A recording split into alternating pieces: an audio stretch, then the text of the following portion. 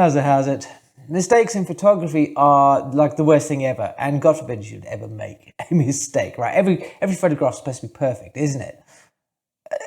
That's just nonsense. That's just a fallacy that we get force-fed all the time, not just in photography, but also places. In this modern age, everything is supposed to just happen effortlessly and be perfect. Now, I would like to say that I kind of thought about that idea, but it wasn't. I was reading the other day a biography by a guy called Adrian Edmondson, who mentioned this. He is a very famous comedian here in the UK. He had a partner for many years called Rick Mail, and they created some hilarious content. And he talked about how he found that the process of what him and Rick used to do should embrace failure. That failure is exactly where growth happens, and that it's ridiculous to expect that you can just be successful all the time. It's like trying to flip a coin 100 times and landing heads each time. That it just is impossible for that to happen. And of course, social media feeds into that thing, as I said, about everything being perfect and happening without any effort. And any creative endeavor, like taking photographs, doesn't exist like this. We need to make mistakes. But it's one thing to say, we just need to make mistakes. But it's another thing to say, like, well, how does that process work? If I, as a photographer, I'm so fearful of making a mistake, how can I overcome that hurdle? Now, of course, the best way is to make the mistake in the first place by accident. I reminded that years ago, I was given an opportunity to photograph a rock, like a stadium concert kind of thing, in front of 40,000 people. Like this was something I'd been wanting to do ever since I was a student. Like, oh, this is so cool. I borrowed a very big lens from a friend of mine. I got down there, I was like photographing. Now, I hadn't been photographing for a while. This is my sort of one of the first forays into digital photography. And, I'm photographed the whole day, and I'm noticing the battery's getting flat. But I think this isn't a problem. I've never run out of battery before. I never had a problem with my film cameras running out of batteries. And you know what happens, right? Battery runs out just as I'm like about a song and a half into Metallica's set, because that's who I was photographing. So I'm like, I can't take any more pictures. The band that I'm here to photograph, I've never run out of battery.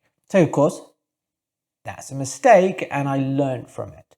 I never have now any flat or uncharged batteries. I always make sure that I have all my equipment and I know what it is. So that's kind of, an example of learning from a big mistake, but it's a technical thing. The nuts and bolts of making mistakes from a aesthetic point of view are a little bit harder to define. They're harder to sort of say, okay, well, let's do this, because what is making a mistake visually? So I've given this some thoughts, like, okay, what is a mistake visually? And it could mean a number of things to a number of people, but I'm kind of thinking about in my own sense, the images that I take. So right now, over the last couple of years, I've got to a point where I feel that my personal photographs have a style to them. They have a look. But it feels like I'm resting on my laurels. Like the pictures they're not like the most amazing pictures in the world, but I feel like I'm in a comfortable space. That I just go out there and I do my thing and I take some photographs, and then that's it. We'll call it a day. Right? I'm not pushing the boundaries, because I want everybody who looks at the photographs to go, oh, that was effortless. That was kind of cool. That was, So how do I kind of find a mistake? So for me, it's kind of like, I know there's something missing, but I'm not quite sure what that thing that's missing is. And we'll get on to how to find that in a second. So I kind of go, right, I'm going to start trying things out. What if I photograph more in color? Because up until this point, I've photographed a lot in black and white. What if I try making things a bit more contrasty? What if I try, putting borders or some vignette, something in there, trying things out. Now, some of them don't land very well. But at least I've kind of gone, okay, I'm going to try it out. I've had the courage to make a mistake and go, all right, that's not what is missing here, but at least I've tried. So many photographers, so many creative people are, I think, I was going to say petrified. Petrified seems an awfully strong word, doesn't it? To say like I'm petrified of taking like a bad picture. But I suppose, when I got started in photography, I wanted to feel like I was improving. So I would kind of go, okay, well, I want each picture to be better than the last. And if it went wrong, then all that nonsense that we were fed at school starts feeding up. You've done this maths wrong. You've done that geography homework wrong or incorrectly if you hadn't paid attention to English. Right? So you can see where we're fighting with it, because we get told that doing things badly or wrong when we were being taught how to do things is not a good thing, with a capital A and a capital G and a capital T, right? So, okay, right, as a photographer, I need to push on things, but I might spend a lot of time pursuing an avenue that doesn't ultimately work for me. And you think, well, that's a waste of time. Why would you spend all that time going down that avenue that's not going to help you become a better photographer? And my flip to that would be like, how would I know if I don't pursue it? There's a photographer called Alex Webb. He says, excuse me, just leaning down to get the book. This guy here, right? The Suffering of Light. Now, he is, I'm going to put that down as well, right? He, by his own admission, takes images that he says 99% of the time, they're failures. And I'm not surprised, because when you look at his photographs, they are full of, and I'm paging through here, and I'm going to use a phrase about a composition called layering, which is when you have many different layers of composition all working together. And it's an exceptionally tricky thing to do. I'm rubbish at it, right? But, it's just because it's not the way that I sort of see the world. But I was about to say very good at it. And that's kind of the problem, isn't it, here, right? This is a book of his work that says here, 30 years of photographs. He hasn't taken just these images in 30 years. He's taken an awful lot. If you say that if he says that he's got 99% failure rate, then this represents only 1% of all the photographs that he's taken. And he's worked hard at finding things that work for him. He's made many mistakes, and through those mistakes, he has developed as a photographer, because he's probably tried out different avenues and things, and he's found that in his own way of looking at the world, layering works for him. Now, you may think about your own photography and go, well, let's assume you've been only photographing for a few years, and you've got the basics down. Now, remember earlier, I was talking about we need to find people who can show us where we've got a problem. One of the things that I do outside of photography is I've now restarted running, and I listen to podcasts when I'm running, and one of them is an entrepreneurial podcast by a guy called Alex Hormozy, who is, he's very famous in the entrepreneurial world, and often people will talk to him about the books that he read. How do you grow? What books do you go to read? And I was listening to him talk about this, and it struck a chord with me in photography, because he was talking about in entrepreneurship, right? You go from this pillar here, you're here and you want to make $1, so you need to build a bridge to get over this chasm of what you don't know, piece by piece, boom, boom, boom. And he said the people who don't grow as entrepreneurs, and I think we can apply this to photographers as well, are the guys who are over here and they've got their camera and they want to get to here, which is, let's say, better photographs. And they kind of go, okay, I've got exposure, because I think that would be a good starting point. So we've got the exposure step, we've got the lens choice step, we've got the ISO step, we've got maybe compositional step. And they spend all the time polishing these steps, thinking that that's going to get them across the chasm. When what he really needs, and I thought this was also great. Isn't it great when you start looking outside of photography? So many like little kind of throwaway comments actually help our photography a huge amount. They give a fresh perspective. He said, I want to be around people who will point out a deficiency in my knowledge. It's great to go on a workshop or something like this, and people are like going, "Oh, you're so good." Because I think secretly, often when I used to go on workshops when I was younger, I wanted people to, or I wanted the workshop leader to go, "Alex, you're really good." So, and that's kind of right. We don't need to polish what we already know. We need somebody to sit there and go, "Alex, you are not spontaneous. You don't give." You are scared to make a mistake. And I think this was an example that happened many years ago to me. I was down in a place called Barry Island with a photographer here in the UK called Mark Cleghorn, who was running an ongoing mentor thing, and I was there.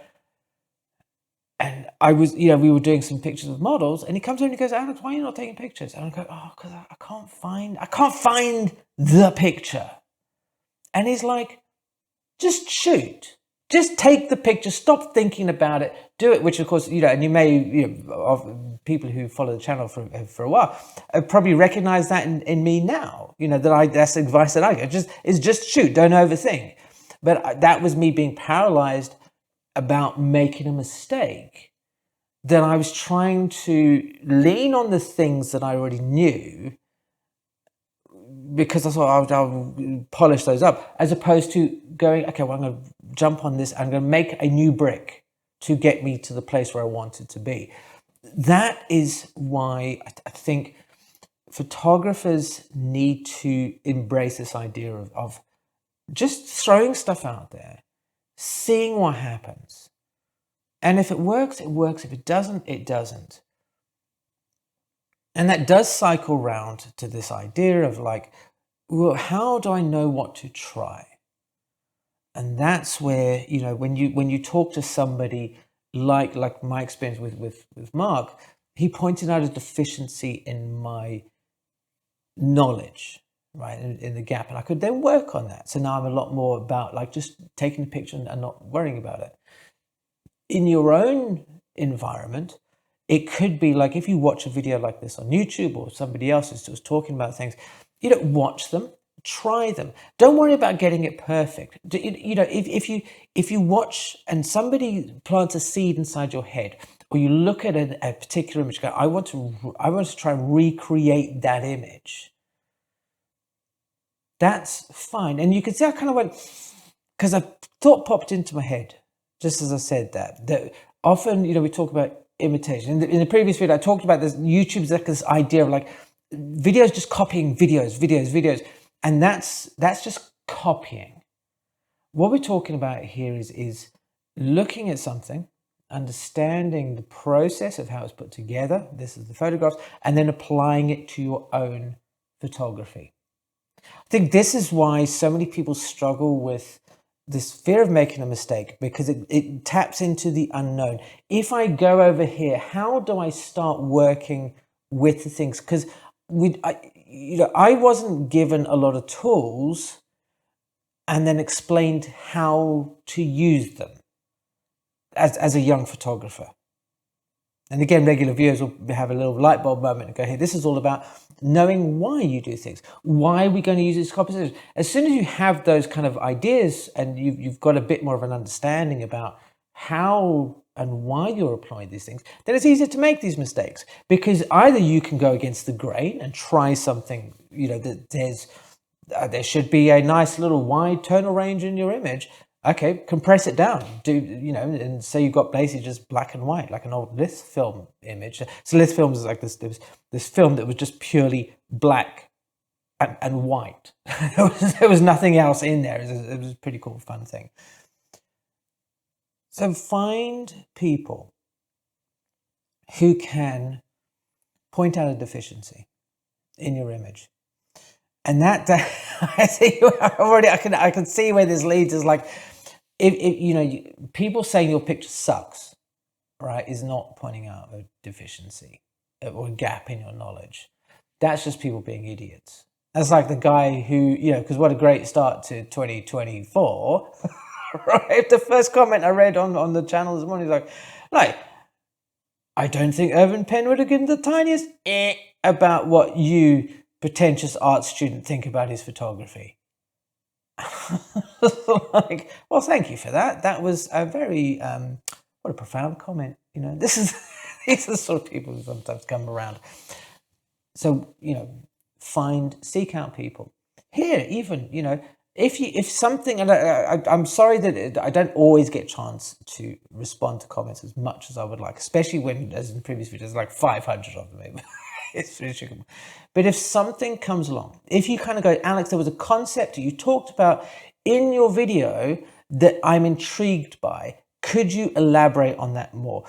Send me an email, put a thing in the comment section below. You know, I like those kind of questions because they are, it's nice. Look, when people say, yeah, great video, I really enjoyed it. And you write back and you go, cool, right? But if somebody says that, if you sit there and you go, you've got a question, ask the question. It might not be even me who is able to at least give you something. How many people, how many thousands of people watch these videos who can help you find places where you can sit there and go, you know, okay, right, this is now a mistake that I'm willing to make. I'm going to try these things out. What happens if I pour fixer all over the print when I'm going to print it and then expose the piece of thing? So many things that often you kind of go, oh, I couldn't do that. I couldn't do that. What happens if you do? Make 2024 the year where you go, yeah, in the words of Richard Branson, like, screw it, just do it, right? Try it out. Don't worry about what people have to say about it, right? Because the process, it's the process of learning, the process of making these mistakes. That's what we're looking for. That's where the growth happens. You're not going to develop as a photographer if you keep polishing the same thing that you already know. And that goes for the same for me. You know, I kind of went, oh, do you know, if I can just have this and get the tiny little bits, because I'm overthinking. I'm thinking in my photographs that the thing that you're resonating with is the tiny little insurmountable, not insurmountable, inconsequential little detail that I've read about. Most of those things that when you look at your photographs and you are, you know, dissecting them and thinking what's wrong with them, the things that often when I speak to people in their one-to-ones or the image reviews and things of that nature, they are not the problem in the photograph. The problem in the photograph is often that the photographer is playing it safe, right? If you want to stop worrying about playing it safe and expanding your photographic horizons, there's a whole bunch of things that I've got lined up. I mentioned Irvin Penn earlier. There's a visit that I'm going to arrange to go to see his exhibition at the is it the De Jong in San Francisco in the end of May. Yes, that's what I have to think about the dates there. I'm going to put a whole calendar together of events, the two cohorts like that are running in March and also in at the beginning of May. Those are going ahead. People are booking into those already. I'm really excited to get into grips. Yeah, so very much like an art school experience where we can find out the places where we can build a bridge, build extra blocks that need to be put in. There's photo walks coming in. Anyway, to get a handle on all these things and see what's available, that will be in the next issue of the Saturday Selections, which is that newsletter that I put out every Saturday. Although not the previous Saturday because it's been festive time, so I'm going to have some time with my family, but it's the new year, we're getting back into it. The link for that is in the description box below. I'm looking so forward to spending 2024 with you, helping you discover or embellish upon your passion for photography. And the more that you do that, then the more I get a kick out of it, and it's fantastic to see. Anyway, thank you ever so much for watching. If you want to see some of my poor experiences at art school and the photography journey that I had at the beginning, check this video out over here. Thank you ever so much, and I'll see you again soon.